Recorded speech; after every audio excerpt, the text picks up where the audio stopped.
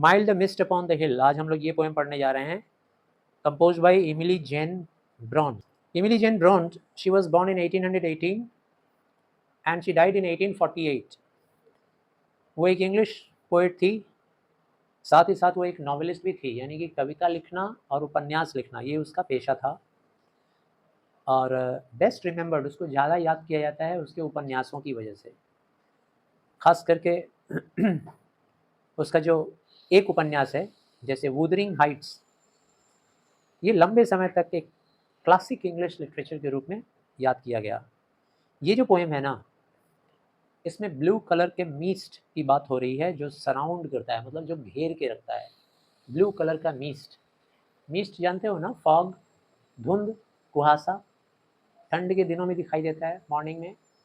पहाड़ी इलाकों में ये जो मीस्ट होता है ना, ये थोड़ा ब्लूइश दिखता है, इसमें इतनी प्योरिटी होती है कि थोड़ा नीला नीला दिखता है, बहुत ही खूबसूरत सा दिखता है, इसका ब्यूटीफुल कलर होता है, ज़्यादा ब्लू नहीं, वाइट एंड ब्लू, जैसे सफ़ेद कपड़े में हल्का सा नील डाल दिया जाए, हल्का सा ब्लूइश।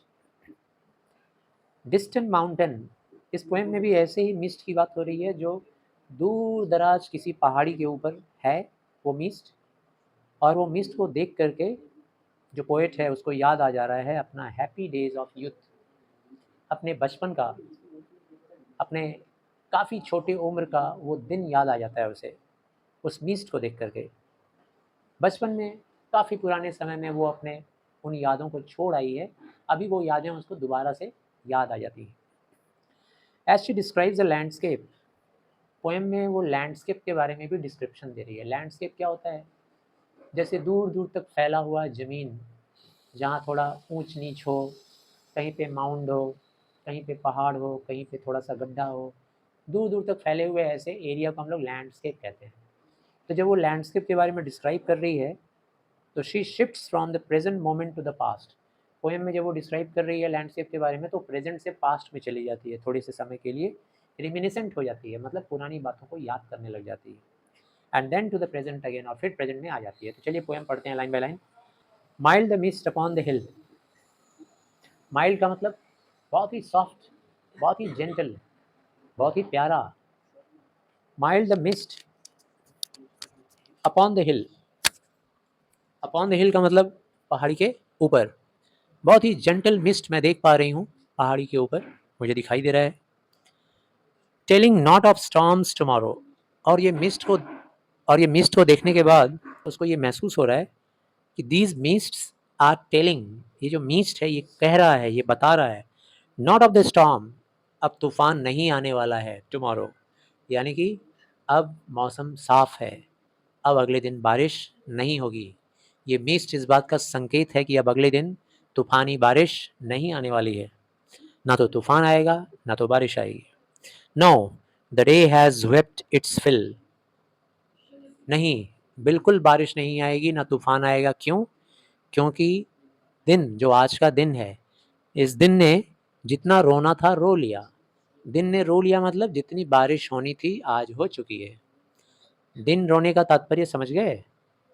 दिन का आंसू क्या है? बारिश। तो आज पूरा दिन बारिश हो चुका है, तो इससे ये पूरा यकीन है कि अब अगले दिन बारिश नहीं होने वाली है, ना तूफान आने वाला है। Spent it's store of silent sorrow, दिन ने अपने दुख को रोकर बहा डाला है। स्पेंट मतलब खर्च डाला है, खर्च कर डाला है। इट्स स्टोर, जितना कुछ भी इसने दुख को स्टोर करके रखा था, उस दुख को इसने बहा डाला है। साइलेंट सॉरोज, चुप्पी में बंधी हुई दुख, तो जो दुख चुपके चुपके इस दिन के दिल में, ये जो दिन है आज का, इस दिन के दिल में, इसकी गहराई में जो दुख बंधा हुआ था, समाया हुआ था, दिन ने क्या किया है? उस दुख को रो रो कर, यानी बारिश हो करके पूरा बहा डाला है। आई गेस सबको समझ में आया पहला स्टैंजा। दूसरा, O I am gone back to the days of youth, कवयित्री कहती है कि ओ, मैं तो वापस चली जा रही हूँ, इस मीस्ट को देखकर मैं वापस चली जा रही हूँ अपने काफ़ी कम उम्र के दिनों में, मेरे बचपन के दिनों में, मेरे यूथ के दिनों में। यूथ का मतलब होता है, मतलब बच्चा नहीं, बच्चे से थोड़ा बड़ा, जो जस्ट यंग होने की उम्र होती है। तो मेरे यूथ में मैं चला जा रहा हूँ, back to the days of youth. I am a child once more, वापस मैं चला जा रहा हूँ और मैं फिर से मैं बच्ची बन गई हूँ। And neath my father's sheltering roof, और मैं मेरे पापा के घर में चली गई हूँ। शेल्टरिंग रूफ मतलब शरण देने वाला छत, शेल्टर देने वाला छत। शेल्टर का मतलब शरण। अभी बाहर बारिश हो रही है, तुम लोग यहाँ अंदर हो, तो ये शेल्टर है ना। ये शेल्टर किसका है? तुम्हारे टीचर का है। अगर अपने घर में बैठे रहते तो किसका होता? तुम्हारे पापा का होता है ना। तुम्हारा नहीं होता है, पापा का होता है, तुम्हारा कुछ नहीं है। And neath my father sheltering roof, और जैसे इस मिस्ट को देखती हूँ मुझे याद आ जाता है कि मैं बचपन के दिनों में चली गई और मेरे पापा के शेल्टर में चली गई, घर में चली गई। And near the old hall door, और मैं वहाँ खड़ी हूँ जहाँ पर हॉल का दरवाज़ा है। जहाँ हॉल का दरवाज़ा है उसी के पास मैं खड़ी हूँ और वहाँ से बाहर की ओर देख रही हूँ, ऐसा लग रहा है। कभी कभी ऐसा होता है कि कोई बारिश का दिन या कोई तेज़ धूप का दिन आपको कोई पुराना दिन याद दिला देता है। होता है ना, कोई पुराना दिन, कोई खुशबू, कोई खाने की सुगंध, उससे आपको याद आ जाता है कोई पुराना सा बात। Next, I watch this cloudy evening fall, मैं देख पा रही हूँ। अब फिर से वो अपने प्रेजेंट में आ गई। सेकंड स्टैंजा में वो अपने पास्ट में चली गई थी, अब फिर से वो अपने प्रेजेंट में आ गई। ठीक है ना। सबसे पहला स्टैंजा प्रेजेंट का था, दूसरा स्टैंजा पास्ट का था, और तीसरा स्टैंजा फिर प्रेजेंट का है। कहती है मैं देख पा रही हूँ दिस क्लाउडी इवनिंग फॉल, ये बादलों वाली शाम फॉल हो रही है। इवनिंग फॉल मतलब अब शाम आ रहा है, मैं देख पा रही हूँ अब शाम होने को आई। After a day of rain, सारा दिन बारिश होने के बाद अब शाम हो चली है, ये मैं देख पा रही हूँ। ब्लू मिस्ट्स, नीले नीले मिस्ट्स, यानी नीले नीले वो कोहरे। स्वीट मिस्ट्स, उन नीले कोहरों को कह रही है काफ़ी प्यारे कोहरे हैं, ये काफ़ी प्यारा दिख रहा है ये। ऑफ समर पैल, समर पैल का मतलब समर महीने में जैसे बादल होता है ना, नीले नीले आकाश में बहुत ही प्यारा सा होता है। समर के महीने में हवा के उड़ान से उड़ता जाता है छोटा छोटा बादल का टुकड़ा, बिल्कुल वैसे ही लग रहा है ये मिस्ट, ये कोहरा बहुत ही प्यारा दिख रहा है। समर पैल ये है, ये समर पैल के जैसा है। यहाँ पर मेटाफर का यूज़ किया गया है, यानी रूपक अलंकार। द होराइजन्स माउंटेन चेन, और साथ ही साथ मुझे वो होराइजन भी दिख रहा है। होराइजन यानी जहाँ पर आकाश ज़मीन से आकर मिल रहा होता है उसे कहते हैं हम लोग होराइजन। तो वो होराइजन मुझे दिख रहा है, और उस होराइजन के पास माउंटेन का चेन दिखाई दे रहा है। माउंटेन का चेन मतलब पहाड़ों का पूरा श्रृंखला दिख रहा है, पहाड़ों की एक श्रेणी दिख रही है, तमाम पहाड़ियाँ, उन पहाड़ियों के ऊपर मिस्ट। ठीक है। तो ये एक ब्यूटीफुल नज़ारा है, जो नज़ारा देखकर उसे अपने बचपन की याद आ जा रही है, कवयित्री को यही बता रही है। अब आखिरी स्टैंजा देखिए, the damp stands in the long green grass. The damp, ये डैम्प बोलने का मतलब आप जानते होंगे, जनरली हम लोग डैम्प वर्ड कहाँ यूज़ करते हैं? जब दीवारें डैम्प होती हैं, ज़मीन डैम्प हो जाता है ना, बारिश में भीग करके डैम्प हो जाता है। तो यहाँ पे डैम्प होने का मतलब क्या है कि वो रेनी डे, चारों तरफ पानी से गीला गीला सा माहौल, ज़मीन गीला गीला, घासें गीली गीली, ठीक है, दीवारें भीगी भीगी। The damp stands in the long green grass, कह रही है पोइट्रेस कि वो जो दूर दिख रहा है ना ग्रास, उस ग्रास में डैम्प दिखाई दे रहा है, मतलब पूरा ग्रास भीगा भीगा गीला गीला सा है। That green grass as thick as morning steer, और वो जो डैम्पनेस है वो बिल्कुल कैसा दिख रहा है?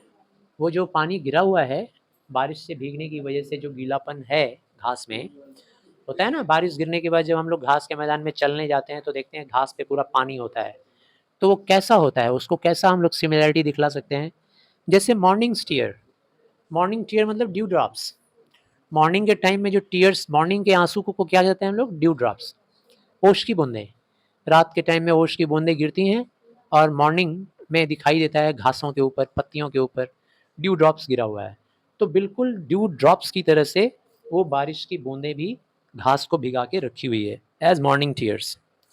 And dreamy scent of fragrance pass, और मिट्टी के भीग जाने से, जब जली हुई मिट्टी हो और बारिश हो जाए तो भीग जाने के बाद एक सेंट जो आता है ना, अर्दन सेंट, मिट्टी की खुशबू बहुत प्यारी सी होती है। तो dreamy scent of fragrance pass, fragrance का सेंट गुजरता हुआ महसूस हो रहा है, मिट्टी के भीगने का scent. That breath of other years, और ये बता रहा होता है कि किसी और एक साल, किसी एक पुराने साल में, किसी एक साल में ऐसा एक बार और हुआ था, ऐसी एक बार और खुशबू आई थी। थोड़ी देर पहले मैंने ज़िक्र किया था कि कभी-कभी कोई खुशबू हम लोग को याद दिला देता है पुराने किसी खुशबू का, है ना? कभी कोई सुगंध हमें याद दिलाता है किसी पुराने सुगंध का। तो यहाँ पे जो खुशबू आ रही है मिट्टी के भीगने की, वो हमें याद दिला रही है कि कभी एक बार पहले भी ऐसी खुशबू आई थी। एक बार पहले भी ऐसे ही मिट्टी भीगा था और मिट्टी के भीगने पर बारिश की वजह से ऐसी ही खुशबू एक बार अदर ईयर्स में आई थी। अदर ईयर्स मतलब किसी दूसरे वर्षों में एक बार ऐसे भी हुआ था। अब इस पोएम में एक और चीज़ आप लोग देख सकते हो, और हाँ, राइमिंग पैटर्न देख सकते हो। राइमिंग पैटर्न क्या होता है, उसको हम लोग ए बी सी अल्फ़ाबेट से हम लोग डिटरमाइन करते हैं। जैसे सबसे पहले लाइन के लास्ट में क्या दिखाई दे रहा है, हिल, हिल दिखाई दे रहा है ना। अब हिल को अगर हम लोग ए मान लेते हैं तो वैसा हिल कहाँ दिखाई दे रहा है, फिल, तो वो भी ए है। तो पहला लाइन और तीसरा लाइन ए हो गया। बी, मोरो, मोरो जो है वो हिल से अलग है, तो मोरो को अगर बी मान लेंगे तो सौरो भी उससे मैच कर रहा है, तो वो भी बी हो गया। तो क्या हो गया rhyming pattern, A B A B. फिर दूसरे स्टैंजा में आ जाओ, युथ, तो युथ का किसी से मैचिंग नहीं है, ना तो हिल से ना तो अब सी से तो कोई मैच और हो नहीं रहा है, चलो छोड़ो उसको। मोर को देखो, मोर क्या है, मोर सबसे अलग है, तो मोर को मान लेते हैं डी। अगर मोर डी है तो डोर भी उससे मैच कर रहा है, तो वो भी डी हो गया। तो अभी तक राइमिंग पैटर्न क्या क्या हुआ, ए बी सी डी, और अभी सी वाले को हम छोड़ रहे हैं और फिर डी मान लेते हैं। रूफ को भी हम लोग को, चूंकि एक लाइन का राइमिंग पैटर्न बिगड़ रहा है, तो उसे भी हम लोग सी के कैटेगरी में ही रखेंगे। बिगड़ रहा है वो नहीं मैच कर रहा है, फिर भी उसको मान के चलते हैं, सी के साथ रखेंगे।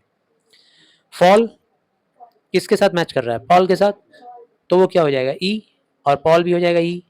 रेन और चेन एक साथ है तो एफ एफ हो गया। वैसे ही ग्रास और पास जी जी हो गया, और टीयर्स और ईयर्स हो गया एच एच।